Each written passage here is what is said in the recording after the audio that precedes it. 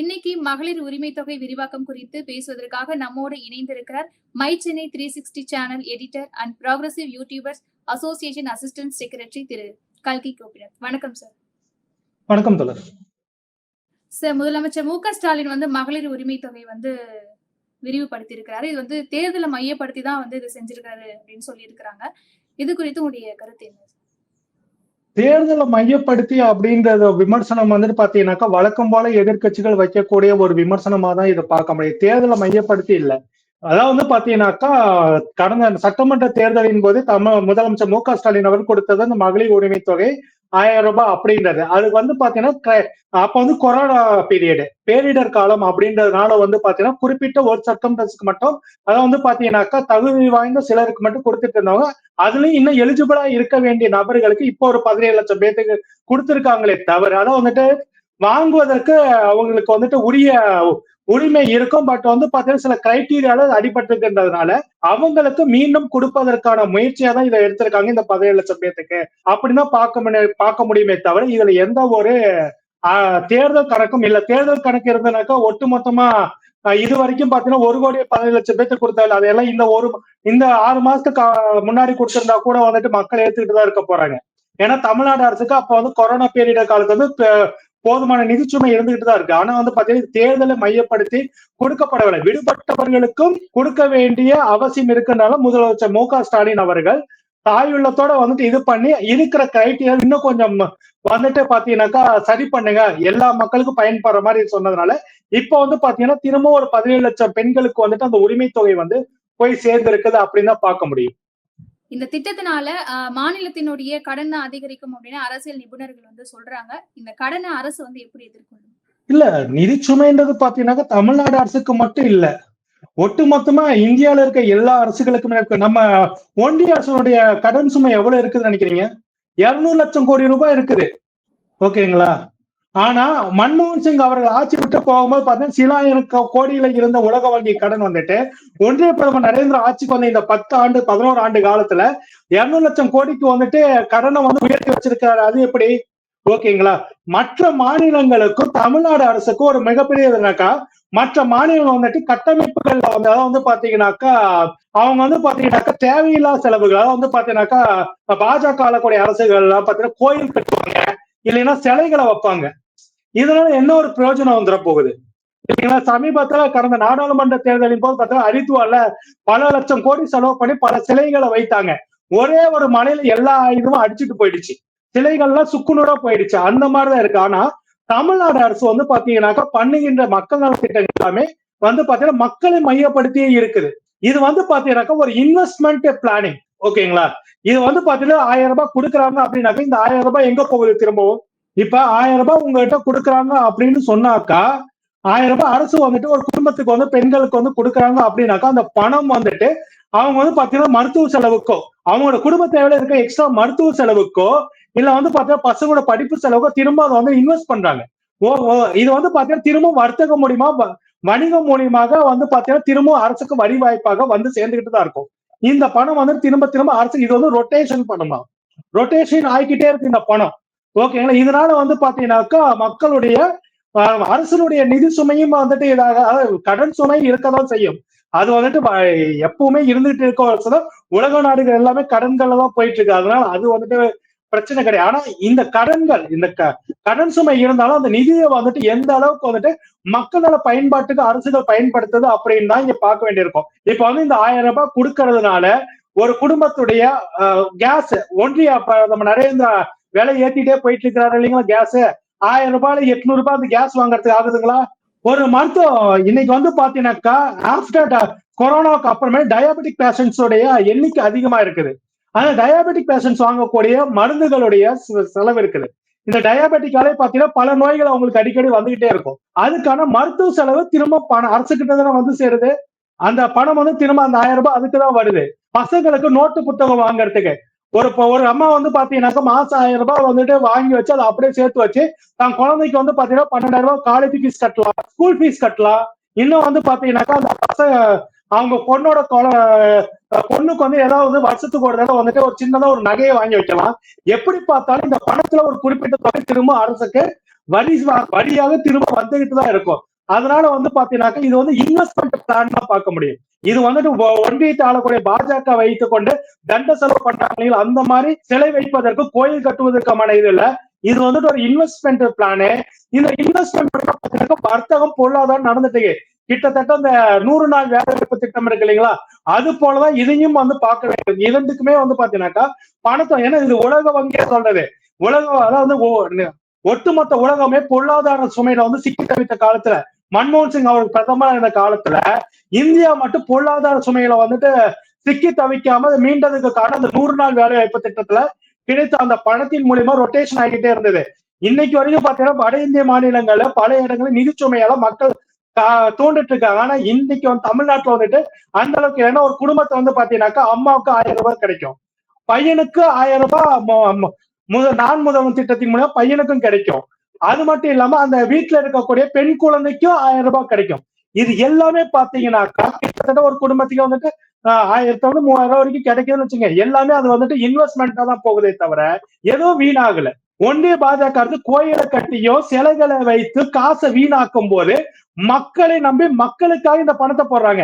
ஏங்க இன்னைக்கு வந்து பாத்தீங்கன்னாக்கா 15000 சம்பளம் வாங்குற ஒருத்தருக்கு மருத்துவ செலவு மட்டும் 3000 ரூபாய் ஒரு குடும்பத்துக்கு ஆகக்கூடிய சூழல் இருக்குது இன்னைக்கு. ஓகேங்களா? அப்படி இருக்கும்போது அந்த மருத்துவ செலவு சமாளிக்கிறது ஒரு 1000 ரூபாய் கூட இருக்கிறது இவங்களுக்கு என்ன கஷ்டம்னு தெரியல.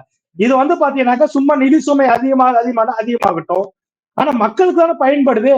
அது எப்படி கட்டணும்ன்றது அரசாங்கத்துக்கு தெரியும். அது எப்படி வரி மூலியமா திரும்ப வந்துட்டு அரசாங்கம் எடுத்து அதை கட்டி இது பண்றாங்கன்றது அரசு வந்துட்டு திட்டங்களை போட்டுட்டு தான் இருப்பாங்க. ரொம்ப வந்துட்டு இது வந்துட்டு பாத்தீங்கன்னா குடைச்சல் கொடுத்துக்கணுன்றதுக்காக ஏதோ பேசணுன்றதுக்காக சில பேர் வந்து பாத்தீங்கன்னா மடத்தனம், அதாவது அந்த பிரிவிலேஜ் சொசைட்டி மைண்ட் செட் சொல்லுவாங்க இல்லைங்களா, அவங்களுடைய புத்தி அது. அதாவது வறுமையினா என்னன்னு தெரியாம, பசினா என்னன்னு தெரியாத, கொழுப்பெடுத்து போய் இருக்க கும்பலுக்கு வந்து பாத்தீங்கன்னாக்கா இந்த 1000 ரூபாயோட கிடையாதா எதுவும் தெரியாது. ஒரு பொண்ணு வந்து சொல்லுங்க, சமீபத்தில் ஜீ தமிழ்ல 10 ரூபாய் பஸ் டிக்கெட் அந்த பொண்ணுக்கு வந்துட்டு உரிமை பயணமா கிடைத்ததனுடைய விளைவு என்ன ஆயிடுச்சு, அந்த பொண்ணு வந்துட்டு பாத்தீங்கன்னாக்கா டெய்லி 20 ரூபாய் அந்த பொண்ணு ஆபீஸ் போயிட்டு வரதுக்கு செலவாகுதுனாக்கா அந்த 20 ரூபாய் வைத்துக் கொண்டு கம்மங்கூழ குடிச்சு அதனுடைய பசி ஆத்திக்குது அப்படின்னு சொல்லுது. அப்படி இருக்கும்போது பாத்தீங்கன்னாக்கா இது எப்படி பார்த்தாலும் மக்களுக்கு நேரடியா பயன்படுத்திட்டோம். ஒன்றிய பாஜக அரசு பிரதமரான உடனே 2014 ஒரு ஸ்கீம் கொண்டு வந்தார், ஞாபகம் இருக்குங்களா? உங்களுடைய பணக்காரர்கள் எல்லாம் கேஸ் வந்துட்டு மானிய விலையில நீங்க வாங்கிக்கிறீங்க, எல்லாத்துக்கும் சமையல் கேஸ் வந்து மானிய விலைக்கு கொடுக்கறதுனால மக்கள் வந்து இப்ப ஏழை மக்களுக்கு அந்த திட்டங்கள் வந்து முழுசா போகல, அதனால அந்த மானியத்தை சரண்டர் பண்ணுங்க. நாங்க நாட்டின் மேல அக்கறையுள்ள பல பணக்காரர்களும் நடுத்தர வர்க்கத்தினரும் சப்சிடியை வந்து விட்டு கொடுத்தாங்க. ஆனா அந்த சப்சிடி பலன் வந்துட்டு இன்னைக்கு வந்துட்டு யார் அனுபவிக்கிறாங்கனாக்கா அதானின்ற அம்பானி, அதானின்ற 2 பெருமுதலாளிகள் அனுபவிக்கிறாங்க. எப்படின்னாக்கா பெட்ரோல் டீசல் இறக்குமதி, நிலக்கரி இறக்குமதி எல்லாம் அவனுங்க பண்றாங்க. அந்த நாம அவங்க விட்டுக்கூடாது.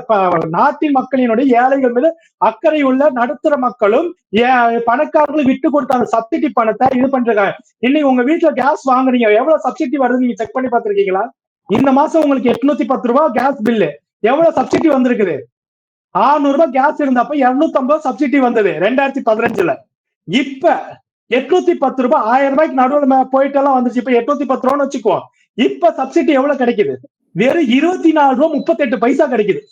ஒரு வரி வாங்குறது கூட வந்துட்டு இல்லாம பெருந்தன்மையோட 24 ரூபாய் 38 பைசாவை நம்ம ஒன்றிய பிரதமர் நரேந்திர ஏழைகளுக்கு சப்சிடியா கொடுக்குறாங்க. இந்த 24 ரூபாய் கொடுத்தாலும் அது வந்து பாத்தீங்கன்னா மினிமம் பேலன்ஸ் இல்லைன்னு சொல்லிட்டு ஏழை பணத்தை வந்து அதுவும் போயிடும். ஒட்டு மொத்தமா திருடிட்டு இருக்காங்க. அவனுங்களை கேள்வி கேட்க மாட்டாங்க. இந்த பிரிவிலேஜ் சொசைட்டி வந்து பாத்தீங்கன்னாக்கா இந்த கேஸ் சப்சிடி திருட நரேந்திராவையும் அதானி அம்மாடி கேள்வியே கேட்க மாட்டானுங்க. ஆனா மக்கள் நேரடியா பயன்படுத்த இந்த திட்டம் வந்து பாத்தீங்கன்னா அற்புதமா போயிட்டு இருக்கிறதுனால எல்லாரும் பாஜக கூடிய மாநிலங்களையும் ஏன் இந்த உரிமை தொகையை கொடுக்கறன்னு சொல்றாங்க? ஏன் ஒவ்வொரு பீகார் தேர்தலில் வந்து பாஜக சொல்ற 5000 ரூபாய், நாமளும் 1000 ரூபாய் கொடுக்காம 5000 ரூபாய் கொடுக்குறானே, அப்ப வந்து கடன் சுமை அந்த அதிகமா கேட்கலையே. இப்போ மகளிர் உரிமை தொகையில பல்லாயிரம் கோடி செலவாகிறதுனால மாநில அரசு வேற ஏதாவது நலத்திட்டத்தில இருந்து நிதி ஒதுக்கீட்டை வந்து குறைச்சிருக்கிறாங்களா? இல்ல, அந்த மாதிரி எதுவும் குறைச்ச மாதிரி எதுவுமே தெரியல. அந்தந்த திட்டங்களுக்கான பகிர்வு வந்து பாத்தீங்கன்னாக்கா சரியாக தான் போயிட்டு இருக்குது. ஒன்றிய அரசு கல்விக்கு நிதியை கொடுக்க மறுத்த போது கூட தமிழ்நாடு அரசு வந்து பாத்தீங்கன்னாக்கா அதை போராடி தன்னோட நிதியில இருந்து சமாளிக்கிறாங்க. தமிழ்நாடு அரசுக்கு வந்து பாத்தீங்கன்னா நிதி பற்றாக்குறையை சமாளிக்கிற திறன் இருக்குது. இது வந்து கடந்த எடப்பாடி பழனிசாமியோட ஆட்சி காலம் இல்ல. ஓகேங்களா? பணம் 10 ஐயா சாமி என் காலில் விழுந்தா பணத்தை வாங்கிறதுக்கு இருக்கிற வந்து பாத்தீங்கன்னா முத்துவேல் கருணாநிதி ஸ்டாலின் ஆட்சி எப்படி நடத்தணும்னு தெரியும், அட்மினிஸ்ட்ரேஷனுக்கு எப்படிப்பட்ட நபர் அப்படின்றது சொல்லிட்டு எல்லா தலைவர்களும் தெரிந்த ஒரு நபர் பெஸ்ட் அட்மினிஸ்ட்ரேஷன் யாருன்னு கேட்டாக்கா முதல்வர் மு.க.ஸ்டாலின் அவர்கள் தான் சொல்லுவாங்க. அந்த அளவுக்கு வந்து பாத்தீங்கன்னாக்கா அது அவர் முதலமைச்சர் ஆனதுக்கு அப்புறமேட்டோ திமுக தலைவர் ஆனதுக்கு அப்புறமேட்டோ இல்ல, அவர் சென்னை மாநகராட்சியுடைய மேயராக இருந்த காலத்திலேயே இஸ் த பெஸ்ட் அட்மினிஸ்ட்ரேட்டர் அப்படின்றத நிரூபிச்சவர். அவருக்கு ஒரு திட்டத்தை வந்துட்டு எப்படி இது பண்ண, அதாவது அவர் அதாவது பாத்தீங்கன்னாக்கா ஒரு மாநகராட்சியுடைய மேயரா இருந்த காலத்துல ஒரு திட்டம் தீட்டி அந்த திட்டத்துக்கு வந்து பாத்தீங்கன்னா பட்ஜெட்டை ஒதுக்குறாங்க. அந்த பட்ஜெட்ல கிட்டத்தட்ட 30% அந்த திட்டத்தை நிறைவேற்றுறதுக்கு அப்புறமேட்டும் 15% வந்து பாத்தீங்கன்னாக்கா அந்த திட்டத்துல வந்து பட்ஜெட்டுக்கான பணத்தை வந்து மீதப்படுத்தி அதை வந்து அரசு கஜானால சேர்த்துறாங்க. அந்த அளவுக்கு நிர்வாக திறமை உள்ள முதலமைச்சர் மு.க.ஸ்டாலின் அவர்கள் எப்படி வந்துட்டு நிதி சுமையை சமாளிக்கணும்னு அவருக்கு நல்லா தெரியும். அண்ணன் தங்கம் தென்னரசு அவருக்கு இருக்காங்க, கூட அண்ணன் பிடிஆர் பள்ளிவேல் தியாகராஜன் போன்ற நபர்கள் இருக்காங்க. எல்லாத்தையுமே தொழிலை எப்படி உள்ள கொண்டு வருது அப்படின்றதுக்கு அண்ணன் டிஆர்பி ராஜாவுக்கு தெரியும். அதனால வந்து பாத்தீங்கன்னாக்கா நிதி சுமையை சமாளிக்கிறதுக்கு சரியான திறனுள்ள அரசாக தான் இருக்கு. எந்த நிதியும் மாற்றி கொடுத்து பண்ண வேண்டிய அவசியம் இந்த கவர்மெண்ட்டுக்கு இல்ல. இது எடப்பாடி கவர்மெண்டா இருந்ததுனாக்கா காலில் விழுந்து கேட்டிருப்பாங்க, இவங்க காலில் விழமாட்டாங்க. அது வேணா சொல்லலாம். குடும்ப அட்டை, ஆதார், வங்கி கணக்குலாம் இணைக்கும் போது ஏற்படும் தரவு பாதுகாப்பு கவலைகளை அரசு வந்து எப்படி மேற்கொள்ளுது? இது வந்து பாத்தீங்கன்னாக்கா மேக்சிமம் வந்துட்டு பேங்க் அண்ட் ஆதார் பாத்தீங்கன்னாக்கா யூனியன் கவர்மெண்டோட கண்ட்ரோல்ல இருக்குது. யூனியன் கவர்மெண்ட் ஏன்னா எல்லாத்துலயும் ஆதார இணைங்கன்னு சொல்லும் போது யூனியன் கவர்மெண்ட் தான் வந்துட்டு இதுல முக்கியமான வேலைகளை வந்து பண்ண வேண்டி இருக்குது. டேட்டா பிரைவசி அவங்க தான் பாதுகாக்க வேண்டிய அவசியம் இருக்குது. ஒரு 4 வருஷத்துக்கு முன்னாடி பாத்தீங்கன்னாக்கா ஆதாருடைய மொத்த டேட்டாவும் தனி பிரைவேட் இன்டர்நெட் வெப்சைட்ஸ் வந்து பாத்தீங்கன்னாக்கா அதெல்லாம் வெளியிட்ட சம்பவங்களா இருக்கு. ஆதாருடைய பிரைவசி கேள்விக்குறியாதான் இருக்குது. ஓகேங்களா? அப்படி இருக்கும்போது பாத்தீங்கன்னா இதெல்லாம் தரவுகள் இது பண்ணது ஒன்றிய அரசனுடைய கட்டுப்பாட்டுல தான் இருக்குது.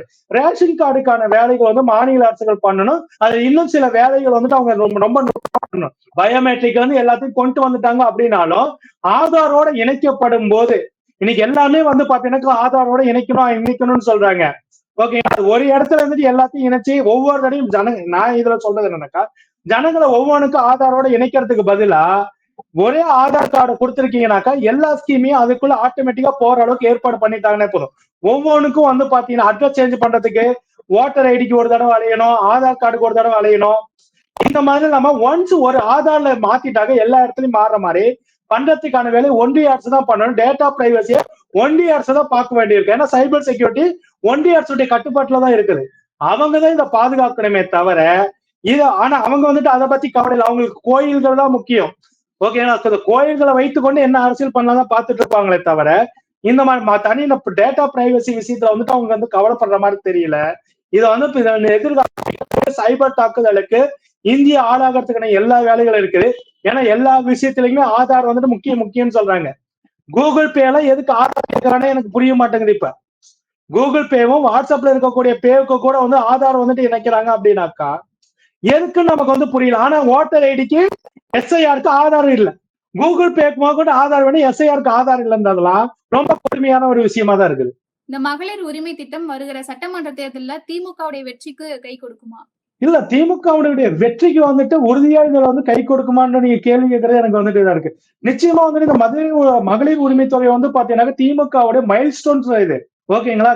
கிட்டத்தட்ட வந்து பாத்தீங்கன்னாக்கா ஏற்கனவே பாத்தீங்கன்னா 1,13,00,000 பயனாளர்களுக்கு சேர்த்து வந்து பாத்தீங்கன்னாக்கா 30,700 கோடி ரூபாய் கொடுத்திருக்காங்க. இப்ப 17 லட்சம் கோடி பயனாளர்கள் 17 லட்சம் பயனாளர்கள் சேர்ந்திருக்காங்கக்குள்ள இதெல்லாம் பாத்தீங்கன்னா கண்டிப்பாக வந்து திமுகவுக்கு பெண்கள் வந்து ஓட்டு அளிக்கிறது மிக சாதாரணமா இருக்கும். இது வந்துட்டு இந்த 17 லட்சம் பேருக்கு கொடுத்தா மட்டும் இல்ல, ஏற்கனவே வாங்கினவங்க இதை பத்தி இப்ப இருக்கவங்க எல்லாருமே கிட்டத்தட்ட வந்து பார்த்தா திமுக வாக்களிக்க தான் தயாரா இருப்பாங்க அப்படின்னு சொல்ல முடியும். அதுல எந்த ஒரு மாற்று கருத்துல திமுகவுக்கு இந்த ஒரு ஸ்கீம் இல்ல, பல திட்டங்கள் வந்து கல்வியை நோக்கி பல மாநிலம் குறிப்பா பாஜக கூடிய மாநிலங்கள் எல்லாமே மூட நம்பிக்கைகளை பிரதானப்படுத்தி கொண்டு அறிவியலுக்கு புறமான விஷயம் இது பண்ணும்போது படிப்பு தான் முக்கியம்னு சொல்லிட்டு தொடர்ந்து ஒரு மாநில அரசு தொடர்ந்து சொல்லி மாணவரோட படிப்பை வந்துட்டு இது பண்ணி கல்வி கண் திறந்த தமிழ்நாடுன்னு சொல்லிட்டு கல்வி திறந்த தமிழ்நாடுன்னு சொல்லிட்டு நிகழ்ச்சி நடத்திருப்பாங்க. அந்த நிகழ்ச்சியை பார்த்தேன், எத்தனை மாணவர்களுடைய வாழ்க்கையை வந்துட்டு ஒளியேற்றி வச்சிருக்காங்க. இங்க எழுத சாதாரண அரசு பள்ளியில படித்த ஒரு மாணவி ஜப்பானிய மொழி பேசுறது, அவர்களுக்கு தேவையான மொழிகளை அவர்கள் கற்றுக்கொண்டு அந்த நாடுகளுக்கு போய் பயன்படுத்துறாங்க. பயன்பட்டு அவங்க வந்துட்டு பணத்தை பொருளை ஈட்டி இங்க அவங்க குடும்பத்துக்கு வந்து கொடுக்குறாங்கக்குள்ள இதுதான் வந்துட்டு வளர்ச்சி. அதனால வந்து பாத்தீங்கன்னாக்கா தமிழ்நாடு அரசுக்கு மிகப்பெரிய மைல்ஸ்டோனா இருக்கிறது. கண்டிப்பாக சொல்றேன், கல்வி விஷயத்த தமிழ்நாடு அரசு செய்கிற முதலீடுகள் வந்து பாத்தீங்கன்னாக்கா பெத்தவங்க மனசை குளிர வச்சிருக்குது. அதனால பாத்தீங்கன்னாக்கா மீண்டும் திராவிட முன்னேற்ற குறிப்பா வந்து பாத்தீங்கன்னா காலை உணவு திட்டம், உண்மையிலேயே இந்த திட்டம் வந்து பாத்தீங்கன்னா பல கூலி தொழிலாளிகள் இருக்கக்கூடிய குடும்பங்கள்ல வந்துட்டு பெரும் நிம்மதியை வந்து கொடுத்திருக்காங்க. எத்தனையோ குழந்தை நாங்களாம் படிக்கும்போது பாத்தீங்கன்னாக்கா நிறைய பேர் பெயர்ல மயக்கம் போட்டு விழக்கூடிய சூழல் எல்லாம் இருக்கும். அப்படியெல்லாம் இருந்த அந்த விஷயங்கள்லாம் வந்து பாத்தீங்கன்னா இன்னைக்கு வந்து காலையில சாப்பிட்டுட்டு செவிக்குள்ள இல்லாத போது இது வயிற்றுக்கு ஈயப்படும் வள்ளுவர் சொல்லிட்டாரு. ஆனா செவிகளுடைய உணவு கேட்கும்னாலே வயிற்றுல சரியான உணவு இருந்தாதான் செவியிலேயே வந்துட்டு எல்லாமே போய் சேரும். ஓகேங்களா? அப்படி இருக்கும்போது பாத்தீங்கன்னாக்கா அது வந்து மாணவர்களுக்கு சரியாக இந்த அரசு வந்து செஞ்சு கொடுத்ததுனால கண்டிப்பா கல்வி விஷயத்துல இந்த அரசு வந்துட்டு உறுதியாக நின்று அது கல்விக்காக போராடும் போது பாத்தீங்கன்னாக்கா கண்டிப்பாக தமிழ்நாடு மக்கள் கல்வியின் பக்கம் நிற்பாங்க, வளர்ச்சியின் பக்கம் நிற்பாங்க. தமிழ்நாடு அரசுக்கு வந்து பாத்தீங்கன்னா மகளிர் உரிமை தொகை மட்டும் இல்ல, கல்விக்கான திட்டங்கள்ல தமிழ்நாடு எடுக்கிற முன்னெடுப்புகள் திமுகவுக்கு மிகப்பெரிய சாதகமாக அமைப்போகுது. மகளிர் உரிமை தொகை தமிழ்நாட்டுல அரசியல் கலாச்சாரத்துல இலவசம் குறித்த விவாதம் வந்து எப்படி மாற்றி இருக்கு சார்? ஒவ்வொரு இடத்துலயும் இந்த இலவச திட்டங்கள் அப்படின்றது பாத்தீங்கன்னா ஆரம்பத்துல காமராஜர் ஐயா காலத்துல வந்து இலவச திட்டங்கள் சொல்லப்பட்டு இருந்தது. ஆனா இந்த வார்த்தை வந்து பாத்தீங்கன்னா இது திராவிட மண்ணு. ஓகேங்களா? ஒவ்வொரு காலகட்டத்திலையும் பாத்தீங்கன்னாக்க இந்த வார்த்தைகள் வந்துட்டு பயன்பெறுபவர்கள் வந்துட்டு ஏளனமாக ஒரு சார்பு வந்து பார்க்கும்போது அவன் அதை வந்து பாத்தீங்கன்னாக்கா இது பண்றதுக்காக வந்து மாத்தணுன்றதுக்காக பல விஷயங்கள் வந்து பண்ணும் போதான் அம்மையார் ஜெயலலிதா அவர்கள் ஆட்சி காலத்துல இதை வந்து விலையில்லா திட்டங்கள் மாத்தினாங்க. விலையில்லா திட்டங்கள் இன்னைக்கு வந்து உரிமை திட்டங்கள். அது எதுக்கு உரிமை திட்டம் நம்ம சொல்றோம்னாக்கா எந்த ஒரு கட்சியும் சரி யாரா இருந்தாலும் அவங்க சொந்த பாக்கெட் வந்து பணத்தை கொடுக்கல, மக்களாகிய நாம கற்ற வரி பணத்துல இருந்துட்டு உண்மையிலே இது வந்து நமக்கு நாமே திட்டம் மாதிரியே சொல்லலாம். நம்மளுடைய வரி பணத்தை எடுத்துக்கிட்டு அரசுக்கு நம்ம கொடுக்கிறோம், அரசு வந்துட்டு அந்த பணத்தை நமக்கே கொடுக்குறாங்க. ஓகேங்களா? அதான் வந்து பாத்தீங்கன்னாக்கா அதாவது இத சப்சிடின்னு சொல்லி மறைச்சிக்கிட்டு பெருமுதலாளிகளுக்கு சப்சிடியா கொடுக்கணும்னு சொல்லி கொடுக்காம நேரடியாக மக்களுக்கு கொடுப்பதனால இது வந்து உன்னோட உரிமை பணம், நீ கற்ற வரி பணம், நீ குடிக்கிற டீல இருந்து நீ சாப்பிடுற எண்ணெய் உப்பு எல்லாத்துலயும் நீ சமைக்க பயன்படுத்த எல்லா பொருள், நீ குளிக்க பயன்படுத்துற பொருள், உன்னோட பேஸ்ட் எல்லாத்துலயுமே பாத்தீங்கன்னா நீ வரி கட்டுற அந்த வரி பணத்துல வந்துட்டு ஒரு குறிப்பிட்ட தொகையை உனக்கே நான் திரும்ப கொடுக்குறேன்னு சொல்லக்கூடியது இந்த உரிமை திட்டம். இதை வந்துட்டு தமிழ்நாடு அரசு அதாவது இலவசங்கிறது இன்னைக்கு உரிமை அப்படின்ற ஒரு விஷயத்தை வந்து கொண்டு வந்து நிறுத்தினது வந்து பாத்தீங்கன்னா மக்கள் வந்துட்டு எந்த இடத்துல கூச்சப்பட்டு இருக்கக்கூடாது, எவனும் வந்து பதில் பேசக்கூடாது. அதாவது நீயான நிகழ்ச்சியில வந்து பேசுவாங்க பாத்தீங்களா, ஒரு ரயில்வே ஆபீசர் ஓகேங்களா 75,000 ரூபாய் மாசம் சம்பளம் வாங்கிட்டு அவருக்கு வந்து ஃப்ரீயா டிக்கெட் கொடுப்பாங்க. ஏங்க கோபிநாத் கேட்பாங்க 75,000 சம்பளம் வாங்கிட்டு ஓசுல போறேன் அப்படின்னு பதிலுக்கு கேட்டா அது என்னுடைய உரிமை அப்படிம்பாங்க. அப்படின்னாக்கா 75,000 சம்பளம் கேட்கறவங்களுக்கு ட்ரெயின்ல போறதுக்கு உரிமை இருக்குனாக்கா காலம் முழுக்க வரியை கட்டிட்டே ஒருத்தர் இருக்கான்ல. அரசாங்கம் எவ்வளவுதான் வரியை ஏத்துனாலும் ஜிஎஸ்டி எவ்வளவுதான் ஏத்துனாலும் அதுக்கு மேல வேட் எத்தனையோ இருந்தது, எவ்வளவுதான் வரி ஏத்துனாலும் அந்த வரியை வாங்கிட்டு அவன் கட்டிக்கிட்டே இருக்கான்ல.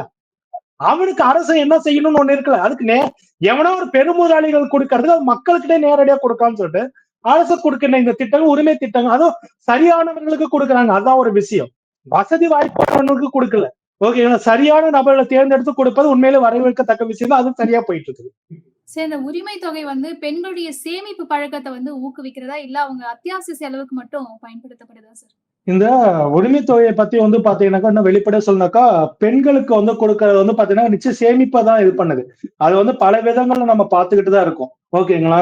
உங்களுக்கு ஒரு விஷயம் என்னன்னாக்கா ஜிஎஸ்டி உடைய வரியில வந்துட்டு அதிகமா இருந்தப்ப நிர்மலா சீதாராமன் என்ன தெரியுங்களா சொன்னாங்க, எதுக்கு ஹோட்டல்ல போய் சாப்பிடுறீங்க, வீட்டுல செஞ்சு சாப்பிடுங்கன்னாங்க. ஒரு நடுத்தர ஏழை மக்கள் வந்து மாசத்துல ஒரு நாள் ஹோட்டல்ல போய் சாப்பிடணும்னு நினைப்பாங்க. ஒரு சினிமா பார்த்துட்டு ஹோட்டல்ல சாப்பிட்டோன்னு நினைப்பாங்க. அது கூட ஏன் உன்னை ஆசைப்படுறேன்னு கேட்டது அந்த இது. ஆனா இந்த 1000 ரூபாய் வருது இல்லை, நீங்க கேட்டீங்க, நான் அதுக்காக சொல்றேன். இந்த 1000 ரூபாய் ஒருத்தர் வச்சிருந்தாக்கா ஒரு மாசத்துக்கு வந்து என்னோட குடும்பம் வந்துட்டு எங்கேயோ ஹோட்டல்ல கூட போய் சாப்பிட்டுமே. ஓகேங்களா? சேமிப்பும் இருக்குது.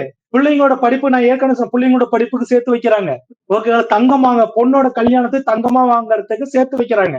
12,000 ரூபாய் வருதா, இப்ப ஏதாவது ஒரு கிராம் ஏதாவது ஒண்ணு எடுத்து வைப்போம்ப்பா, 1 கிராம் 1.5 கிராம் எடுத்து வைப்போம்ப்பா, சேவிங் ஆகும். எடுத்து வைக்கிறாங்க. வீட்டுல வந்துட்டு யாருக்கும் உடம்பு சரியில்லையா அதுக்கான மருத்துவ செலவை இதை பயன்படுத்துறாங்க. இந்த 1000 ரூபாய் அப்படியே சேமிக்கிறவங்களும் இருக்காங்க. இந்த 1000 ரூபாய் வைத்துக் கொண்டு தங்களுடைய வீட்டிலுடைய மற்ற செலவுகளை கட்டுப்படுத்தியும் தங்களுடைய நீக்கிக்கிறவங்களும் இருக்காங்க. இது எல்லா இடத்துலயும் பயன்படுற ஒரு திட்டமா தான் இருக்கு. மகளிர் உரிமை தொகையை குறித்து விரிவாக பேசிய திரு கல்கி கோபிநாத் அவர்களுக்கு நன்றி. நன்றி தோழர்.